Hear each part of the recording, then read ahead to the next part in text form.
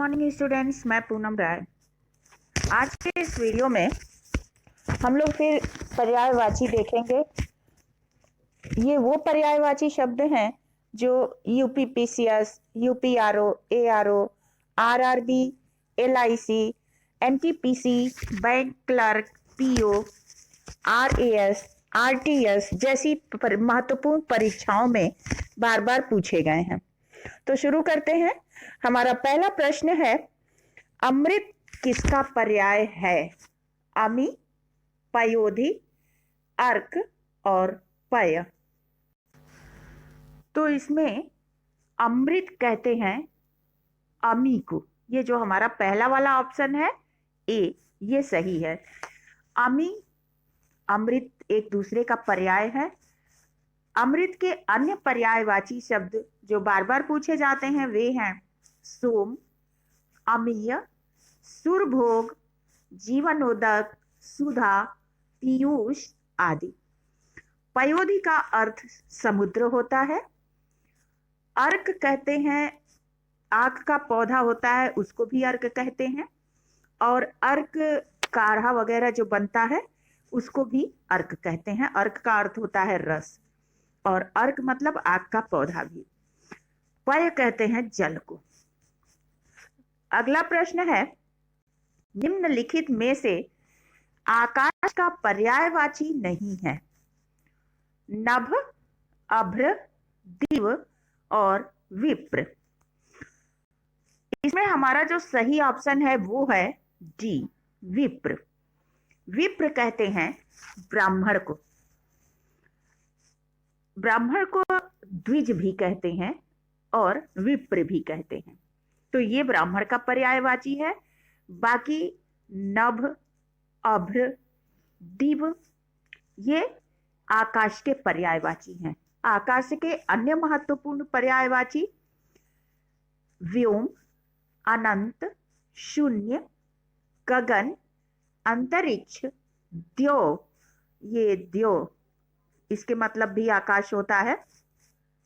तारापथ, अंबर, खगोल और फलक ये सभी आकाश के पर्यायवाची हैं। अगला प्रश्न है, निम्नलिखित में से कौन सा शब्द जीव का पर्यायवाची नहीं है? ऑप्शन है प्राणी, प्राण, पखेरु और चैतन। इसमें हमारा सी वाला ऑप्शन सही है। ये जीव का पर्यायवाची नहीं है। पखेरु का पर्यायवाची होगा पक्षी, पंछी, खग, विहग, नभचर आदि। जीव का पर्यायवाची प्राणी, प्राण, चैतन, चैतन्य, ज्ञान, जीवन आदि जीव के पर्यायवाची हैं। अगला प्रश्न है, निम्नलिखित में से कौन सा शब्द दिनांक का पर्यायवाची नहीं है? ऑप्शन है तारीख, अंक, तिथि और मिति। इसमें जो बी वाला ऑप्शन, सॉरी, अंक, तिथि, तारीख और मिति, इसमें जो बी वाला ऑप्शन है अंक, ये दिनांक का पर्यायवाची नहीं है। बाकी तारीख, तिथि, मिति ये दिनांक के पर्यायवाची हैं। अंक का अर्थ हो जाता है, संख्या भी होगा अंक का अर्थ, गोद भी होगा अंक का अर्थ, भाग्य भी होगा और चिन्ह भी होगा। ये सभी अंक के पर्यायवाची हैं। अंक का अनेकार्थी सब इसको मान ले, लेकिन यदि संख्या ऑप्शन में हो या ऑप्शन में गोद दिया हो या भाग्य हो या फिर चिन्ह शब्द हो, इनमें से कोई एक हो तो वो अंक का पर्यायवाची हो सकता है। और तारीख, तिथि और मिति ये दिनांक के पर्यायवाची हैं। अगला प्रश्न है, कौन सा शब्द बिजली का पर्याय है? ऑप्शन दिया हुआ है सर्वरी, तनया, रमणी और दामिनी। इसमें जो हमारा सी वाला ऑप्शन है रमणी, ये युवती या स्त्री का पर्यायवाची होता है, ये बिजली का पर्यायवाची नहीं है। शर्बरी मतलब होता है रात, ये रात का पर्यायवाची। तनया पुत्री को कहते हैं। दामिनी जो है ये है बिजली का पर्यायवाची। दामिनी के अतिरिक्त विद्युत, क्षण प्रभा, चपला, सौदामिनी, बिजुरी, दीप्ति, प्रभा, तड़ित और चंचला भी बिजली के पर्यायवाची हैं। चंचला लक्ष्मी का भी पर्यायवाची हो जाता है। तो इन दोनों में से कोई एक ही ऑप्शन एक साथ नहीं, दोनों ऑप्शन एक साथ नहीं देगा। यदि लक्ष्मी होगा तो भी चंचला का पर्यायवाची होगा, और यदि बिजली का पूछ रहा है और वहां चंचला ऑप्शन दिया हुआ है तो वो भी बिजली का पर्यायवाची हो जाएगा। अगला है दर्पण का पर्यायवाची है अनावर्तक, अवलंबन, पारदर्शक और शीश। इसमें दर्पण का पर्यायवाची जो शब्द है वो है पारदर्शक। सी वाला ऑप्शन सही है। दर्पण के अन्य पर्यायवाची शब्द हैं शीशा, आईना, प्रतिबिंबक आदि। अनावर्तक का अर्थ है जिसे दोहराया गया न हो। अवलंबन का अर्थ आधार होता है और शीश कहते हैं सिर को। अगला है ध्वज का पर्यायवाची नहीं है। ऑप्शन दिया है केतु, पताका, निशाका और केकी। इसमें ध्वज का पर्यायवाची शब्द नहीं है डी वाला ऑप्शन केकी। केकी कहते हैं मोर को, ये मोर का पर्यायवाची हो जाएगा लेकिन ध्वज का नहीं होगा।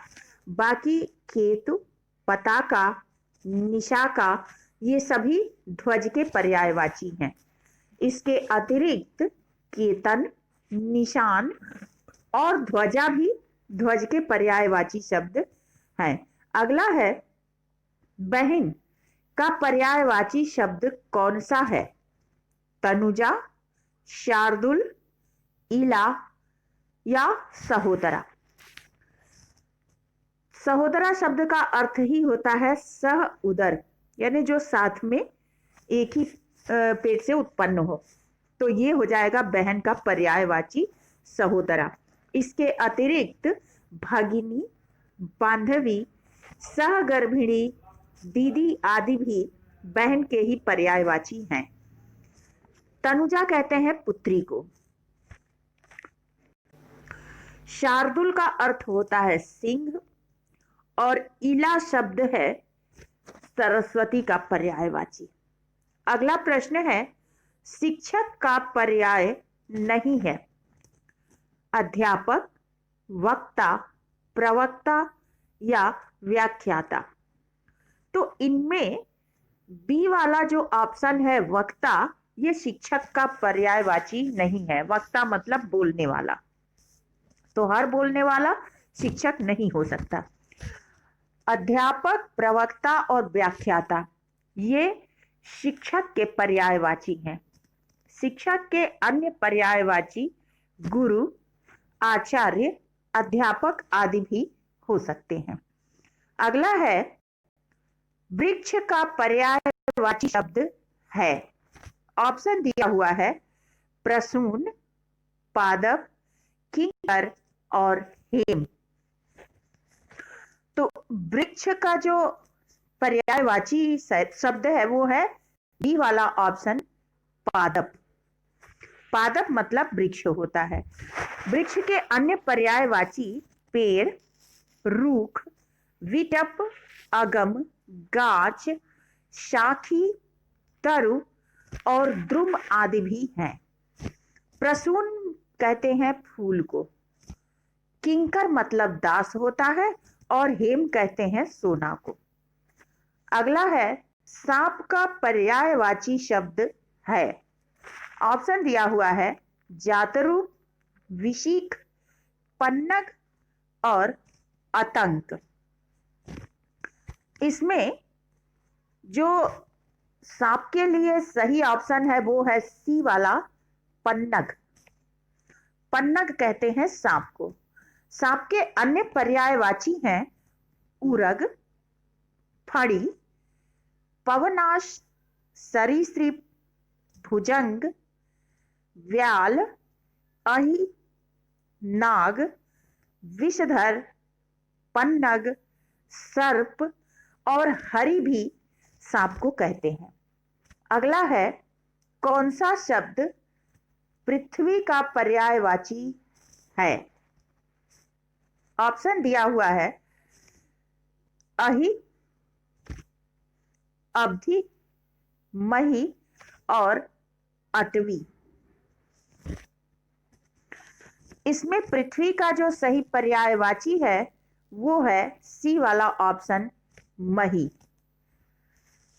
मही यानी पृथ्वी। इसके अन्य पर्यायवाची हैं धरणी, वसुधा, धरती, अवनी, मेदनी, धरा, जमीन, रत्नगर्भा, धरित्री, क्षिति, उर्वी, इला, वसुंधरा आदि। अब इसमें अहि का अर्थ होता है सांप, अवधि का अर्थ होता है समुद्र और अटवी कहते हैं वन को, वन, जंगल आदि। तो ये उनका पर्यायवाची है। अगला शब्द है, आग शब्द का पर्यायवाची है पुंडरीक, वैश्वानर, सैंधव और शक्र। इसमें आग का जो सही पर्यायवाची है वो है बी वाला ऑप्शन, वैश्वानर। वैश्वानर का अर्थ होता है आग। आग के अन्य पर्यायवाची हैं अनल, पावक, वायुसखा, दहन, कृषाणु, हुतासन, जातवेदस, धूमकेतु आदि। पुंडरीक कहते हैं कमल को, ये कमल का पर्यायवाची है। सैंधव घोड़ा का पर्यायवाची है और शक्र कहते हैं इंद्र को। शक्र, मेघवाहन, पुरहुत, यासव, ये सब इंद्र के पर्यायवाची हैं। अगला है, निम्नलिखित में से कौन सा शब्द मेघ का पर्यायवाची है? ऑप्शन दिया हुआ है अम्बुद, पुष्कल, शक्र और नलिन। इसमें अम्ब मतलब होता है जल और इसमें द लगा हुआ है। जहां द लगा हो, पानी के पर्यायवाची के साथ जहां द लगा हो वो मेघ का पर्यायवाची हो जाता है। जैसे अम्बु, वारी, तोय, पय, ये सब जल के पर्यायवाची हैं। तो इसमें हम द लगा देंगे अम्बुद, वारिद, तोयद, नीरद, पयोद आदि। तो ये सब जो हैं मेघ के पर्यायवाची हो जाएंगे, यानी बादल के पर्यायवाची। इसके अतिरिक्त बलाहक, जलधर, पयोधर आदि भी मेघ के पर्यायवाची हैं। पुष्कल मतलब होता है सोना, ये सोना का पर्यायवाची शब्द है। और शक्र इंद्र को कहते ही हैं और नलिन मतलब कमल होता है। अगला शब्द है, नीचे दिए ऑप्शन में से एक रात का पर्यायवाची शब्द नहीं है। ऑप्शन दिया हुआ है रत्नगर्भा, अचला, धरित्री और तमिश्रा। यहां पे प्रश्न मिसप्रिंटिंग है।